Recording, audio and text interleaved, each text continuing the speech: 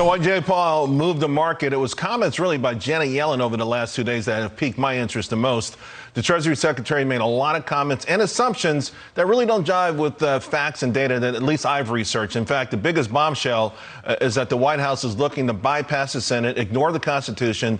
This way they can place a new tax treaty, which is an integral part of their entire program. Joining me now is a member of the committee hearing testimony today from Janet Yellen and Jay Powell, Republican Congressman Lance Gooden of Texas. Congressman, I watched you, and I really appreciate your questions, particularly with Build Back Better, and just your thoughts. A lot of evasive answers there.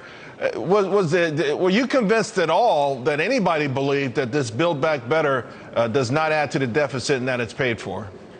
I wasn't convinced. If Joe Biden decides to replace his press secretary, he should consider his Treasury Secretary, because she has done an excellent job of repeating the company line that no one in this administration is responsible for the mess that we're in. She kind of hinted that the $2 trillion plan that Democrats passed back in February was one of the reasons for the inflationary situation that we're in today, but she just couldn't bring herself to say that Democratic policies have gotten us into this mess. Everything was blame the pandemic, but we're to the point now where they're running out of excuses and spending even more money in this upcoming multi-trillion-dollar plan. It's just going to make things worse. You know what bothers me also? Your colleagues on the other side of the aisle who are comparing spending, emergency spending last year in the face of a century, once in a century pandemic. We shut down the entire economy, never done before. I mean, that was a bona fide emergency. I don't even know why or how they think they're shaming Republicans by bringing that up.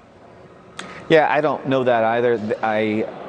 The fact that we spent the $2 trillion in February this year, we're not talking about last year's emergency, but even this year, if we all agreed, which we don't, but if we did, that this trillions of dollars that we spent in February was an emergency, at least we could move forward. But they don't even want to do anything to fix the inflationary pressure. She admitted that back in February, this huge bill they passed did not include anything to prevent the bottleneck at the ports and the real problems that we're facing with the supply chain. So they're just repeating their mistakes. Yeah, I mean, it made it worse. And then on Friday, when we get a good jobs report, again, talking about threading a needle, there will be no emergency, but I guess they'll build one up. The interesting part to me about this whole thing the last 2 days is Yellen is banking on getting this big money from international corporations. U.S. corporations do business around the world, and it means massive changes to the tax code, a tax treaty that needs 2/3 Senate approval. And I don't know why they seem to assume or keep saying they're going to get that. It's obvious they won't get 2/3 of the Senate. So does that mean automatically we're going to see much higher taxes? I think that's possible. Another thing I'll mention is they like to say that all of these fundings, these increased fundings to the IRS are just to target rich people, but they're wanting to hire 87,000 IRS employees. You don't need 87,000 employees to target just the rich. They're coming after everyday Americans, and you're going to see audit rates go up, and middle-class families are going to be spending money and time dealing through very difficult audits once they get their bill passed, if they do.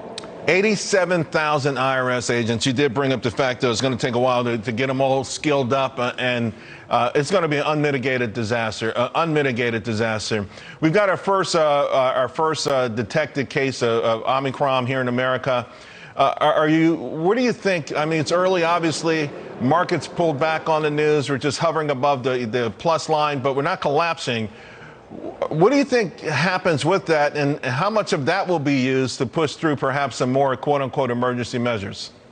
I'm sure they'll use it if they can. The Speaker of the House, Nancy Pelosi, was unmasked at a party last night in Washington, D.C., so she doesn't seem too concerned, but she has still maintained the restrictions here at the Capitol, while even the liberal Mayor Bowser of Washington, D.C. has lifted mask restrictions. So we don't have to wear masks in this city except for when we walk into the Capitol building, which is totally crazy.